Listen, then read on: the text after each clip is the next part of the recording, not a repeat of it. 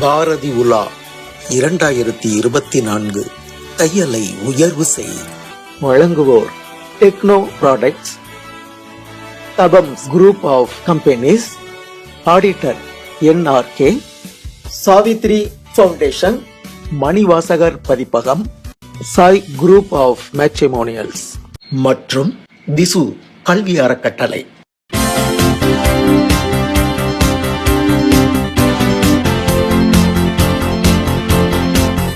எத்தனை கோடி இன்பம் வைத்தாய் எங்கள் இறைவா இறைவா இறைவா,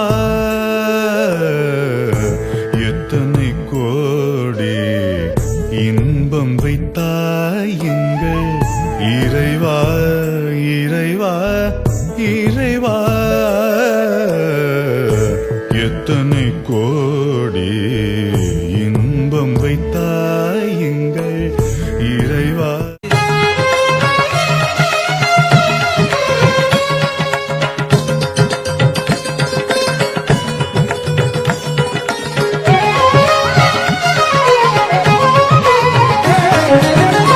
தீரத்திலே படை வீரத்திலே நெஞ்சிலீரத்திலே உபகாரத்திலே, தீரத்திலே படை வீரத்திலே நெஞ்சிலீரத்திலே உபகாரத்திலே, சரத்திலே மிகு சாத்திரம் கண்டு, சாரத்திலே மிகு சாத்திரம் கண்டு தருவதிலே உயர்நாடு,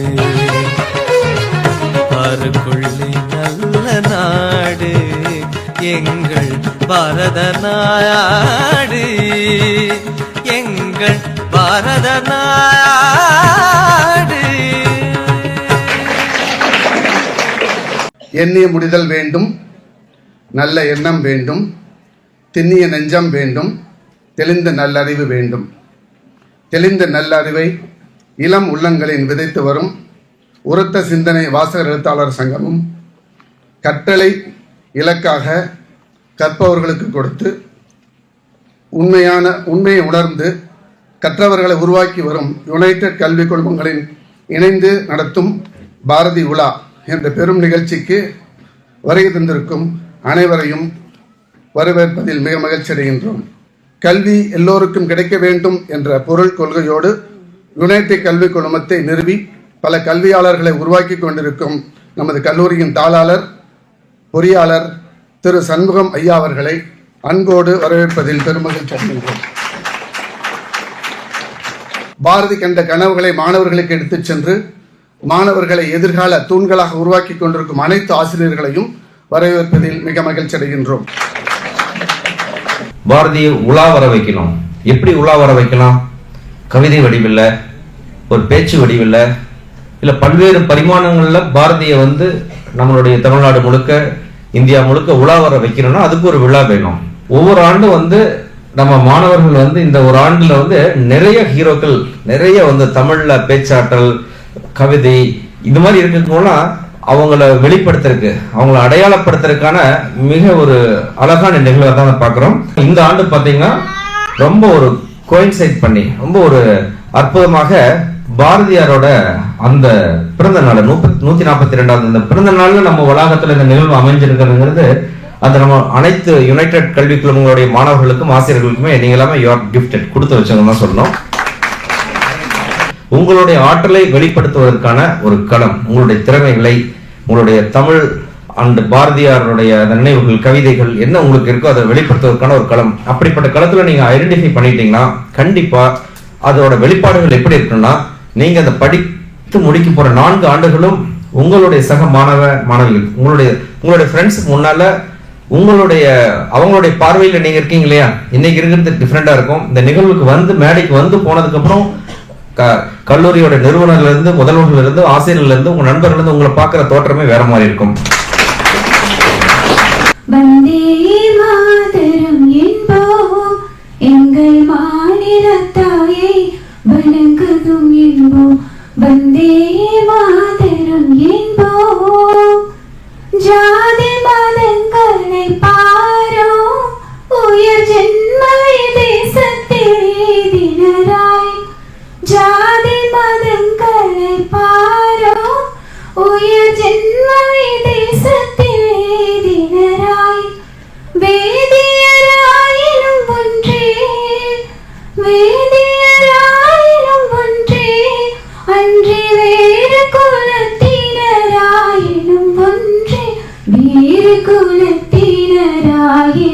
ஒன்றே.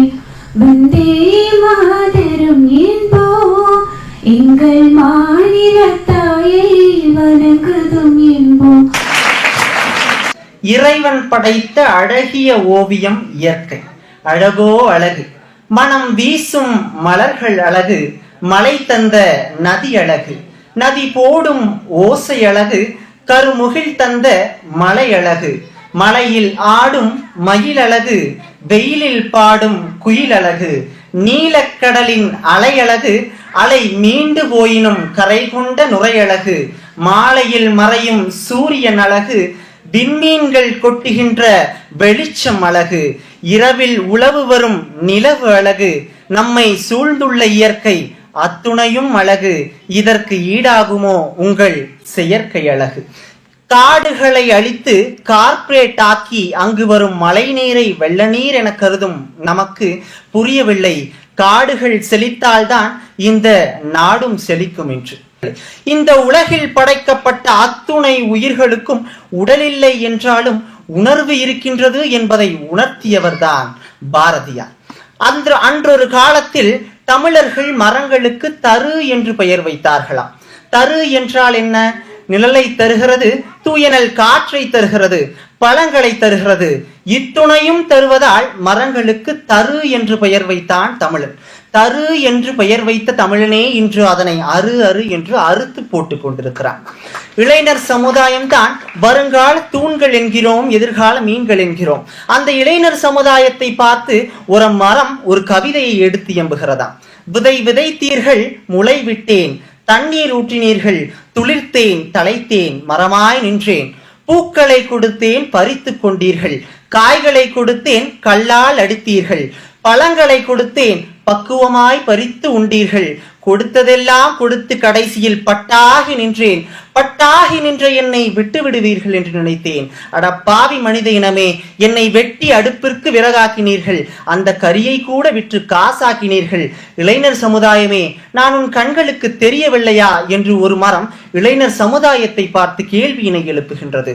கடப்பாறைக்கு கூட இடம் தராத பாறை அந்த மரத்தின் வேருக்கு இடம் தருகின்றது என்றால் அந்த இயற்கையின் மகத்துவத்தை அந்த பாறை கூட உணர்ந்திருக்கிறது என்பதுதான் உண்மை. வானை எழுப்போம், கடல் மீனை எழுப்போம், சந்திர மண்டலத்தையல் கண்டு தெளிவோம் என நிகழ்ந்து முடிந்திருக்கிற சந்திர மண்டலத்துக்கு அனுப்பப்பட்ட சந்திராயன் சாதனையை அன்றே கூறியிருக்கிறார் பாரதி. கங்கை நதிபுறத்து கோதுமை பண்டம், காவிரி வெற்றிலைக்கு மாறு கொள்வோம் என 2 மாநிலங்களுக்குள் நடக்கும் பண்ட பரிமாற்றத்தை பற்றி அன்று பாரதி பாடினார். அந்த பாரதி பாடியது இன்று 2 மாநிலங்களுக்குள் மட்டுமல்ல, இந்திய நாட்டிற்கும் சர்வதேச நாடுகளுக்கும் இடையே பரிமாற்றத்தை ஏற்படுத்தியுள்ளது. நம் பாரத நாடு மட்டும் கையை குறுக்கி கொண்டால் இன்று பல நாடுகளுக்கு உணவில்லாமல் போய்விடும் என்பது யாரும் மறுக்க முடியாத உண்மை. பட்டு நெல்லாடையும் பஞ்சு நெல்லுடையும் பனி மலைகள் என வீதி குவிப்போம் என்பதற்கேற்ப இந்தியாவின் பருத்தி பட்டு மிகவும் புகழ் பெற்றது. நம் முன்னோர்களின் கட்டடக்கலை நுணுக்கத்தை பற்றி தெரிந்தால் வியந்து விடுவீர்கள். ஒவ்வொரு கட்டிடத்துக்கும், ஒவ்வொரு சிற்பக்கலைக்கும், ஒவ்வொரு கல்வெட்டுக்கும் பின்னால் ஆயிரம் அறிவியல் உண்மைகள் பொதிந்து உள்ளன. தஞ்சாவூரின் பெரிய கோவிலே அதற்கு மிகப்பெரிய சான்றாகும்.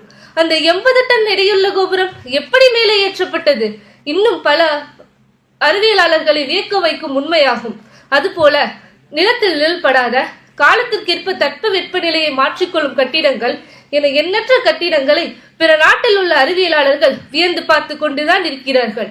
இன்று அறிவியல், வானியற்பியல் வழியாக நாம் சொல்கின்ற தகவல்கள் மற்றும் செய்திகளை அன்று உட்கார்ந்த இடத்திலேயே ஜோதிடம் கணித்து சொல்லியவர்கள் தானே நம் சான்றோர்கள். இவ்வாறு பாரதியின் ஒவ்வொரு வரிகளும் நம் காலகட்டத்தின் நிகழ்வை அருமையாக கூறுகிறது. தற்கொலை, பிற உயிரை வதைத்தல் போன்ற குற்றங்களுக்கு காரணம் என்னவாக இருக்கும்? மனக்குழப்பம், மன உளைச்சல் போன்ற மனநோய்கள் தானே காரணம். இதற்காகத்தான் புற தூய்மைக்கு மட்டுமல்லாது அக தூய்மைக்கும் முன்னுரிமை கொடுக்கும் யோகாசனம், தியானம் போன்ற கலைகளை நம் முன்னோர்கள் கண்டுபிடித்துள்ளனர். அதன் மூலம் நம் மனதில் எழும் தீய எண்ணங்களை அகற்றி நல்ல வழியில் நம் மனதை செயல்படுத்துவது எப்படி என்பதையும் நமக்கு கற்று தந்திருக்கிறார்கள்.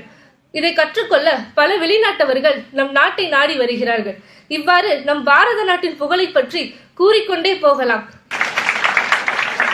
சாதிகள் இல்லையடி பாப்பா, குல தாழ்ச்சி உயர்த்தி சொல்லல் பாவம். சின்ன வயசுல இருந்து இந்த பாடலை எல்லாரும் கேட்டுட்டு இருக்கோம். ஓரளவு விவரம் தெரிஞ்ச வயசுல இருந்தே சாதி கொடுமைகள் கொடியது, தீண்டாமை மனசாட்சிக்கு அப்பாற்பட்ட செயல்னு பழகிட்டு இருக்கோம். இன்னைக்கு எத்தனையோ ஊடகங்கள், புத்தகங்கள், திரைப்பட பாடல்கள் என இந்த சாதியை எதிர்த்து எத்தனையோ இருக்கு இன்னைக்கு இந்த சமுதாயத்துல. ஆனா இன்னைக்கும் நம்மள எத்தனை பேரால நம்ம வீட்டுல நம்ம அப்பா அம்மா சொந்தக்காரங்க முன்னாடி ஜாதி எல்லாம் இப்ப இல்ல, இன்னைக்கு சமுதாயத்துல ஜாதி பாக்குறது ரொம்ப வன்முறையான விஷயம்னு சொல்றதுக்கு எத்தனை பேருக்கு தைரியம் இருக்கு? இன்னைக்கு நம்ம பெருமையா சொல்லலாம் தமிழ்நாட்டுல யாரும் ஜாதி பாக்குறது இல்லைன்னு. உண்மைதான், இன்னைக்கு தமிழ்நாட்டில் மட்டும்தான் பேருக்கு பின்னாடி ஜாதி பேரை சேர்த்துக்கிறதே கிடையாது. அது இங்க மட்டும்தான். தீண்டாமை மனித குலத்துக்கு அப்பாற்பட்ட செயல் அப்படிங்கிற வாசகம் 1வது புத்தகத்துல இடம்பெற்று இருக்கிறது தமிழ்நாட்டுல மட்டும்தான். அரசாங்க அலுவலகங்கள்ல இடஒதுக்கீடு தவிர்த்து வேற எதுக்குமே ஜாதி பயன்படுத்துறதே கிடையாது. நாம இவ்வளவு ஏன் இன்னைக்கு ஜாதி வேணான்னு சொல்ற கட்சிகள் ஆட்சி அமைக்கிறதே தமிழ்நாட்டுல மட்டும்தான். எவ்வளவு சந்தோஷமா இருக்குல்ல.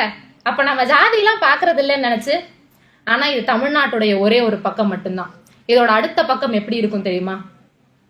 போன வருஷம் 2023 தமிழ்நாடு காவல்துறை வெளியிட்ட அறிக்கைப்படி வன்முறை ஜாதி ரீதியிலான தீண்டாமை வன்முறை வழக்குகள் மட்டும் 3762 வழக்குகள். இதுல உயிரிழந்தோர் மட்டும் 76 பேர். என்ன பாவம் செய்தது அந்த உயிர்? அதுவும் நம்மை போல் இதே பூமியில் பிறந்த உயிர்தான். 20 ரூபாய் சம்பளம் உயர்த்தி கேட்டதற்காக கொல்லப்பட்ட உயிர். ஆசைப்பட்டவனை கைப்பிடிக்கணும் அப்படின்னு நினைச்சதற்காக கொல்லப்பட்ட உயிர். தமிழ்நாட்டின் இன்னொரு பக்கத்துல இன்னைக்கு நாம பேசிட்டு இருக்கோம் ஜாதியெல்லாம் வேண்டான்னு. இதே நேரத்துல தமிழ்நாட்டின் ஏதோ ஒரு மூலை முடுக்குகள்ல ஆணவ கொலைகள் நடந்துகிட்டு தான் இருக்கு. நாம மறுத்தாலும் இதுதான் உண்மை. ஓடி வரும் தென்றல் சாதி பார்ப்பதில்லை, சுடுவதற்கு நெருப்பு குளம் பார்ப்பதில்லை. ஆனால் மனிதனை தொட மட்டும் ஜாதி சான்றிதழ் தேவை. இதனால்தான் சாதித்த தலைவர்கள் எல்லாம் சாதி தலைவர்கள் ஆனார்கள் போல. இனியாவது சாதி பார்ப்போரிடம் சொல்லுங்கள், சாதி பார்த்து பழக மாட்டோம், சாதி பார்ப்பவனோடு பழகவே மாட்டோம் என. அடுத்த வரும் தலைமுறைக்காவது ஜாதி என்பது தீய சொல் என தெரியட்டும். இன்னைக்கு பேசின குழந்தைங்களோட தமிழை பார்த்து எனக்கே கண் கலங்கிடுச்சு. ஐயோ, இந்த வாய்ப்பை நான் முன்னாடி மிஸ் பண்ணிட்டனோ அப்படின்றத இன்னைக்கு நான் லிட்டரலி ஃபீல் பண்ணேன். சோ வாய்ப்பளித்த அனைவருக்கும் நன்றி, வணக்கம். உங்களோட பேச்சு, உங்களுடைய டேலண்ட்ஸ் இனி மேல மேல வர்றதுக்கு ஒவ்வொரு முறையும் உங்களுக்கு வாய்ப்பளிக்கப்படுகிறது. சார் சொன்ன மாதிரி இன்னைக்கு அங்க உட்கார்ந்து இருக்கிறவங்க நெக்ஸ்ட் இயர் நீங்க கண்டிப்பா இந்த வேலைக்கு பார்ட்டிசிபேட் பண்ணணும். Thank you so much for everything. எத்தனை கோடி இன்பம் வைத்தாய் எங்கள் இறைவா இறைவா. பாரதி உலா 2024 தையலை உயர்வு செய். வழங்கியோர் techno products, Thapams group of companies, auditor NRK, Savitri foundation, Manivasagar Pathippagam, Sai group of matrimonials மற்றும் திசு கல்வி அறக்கட்டளை.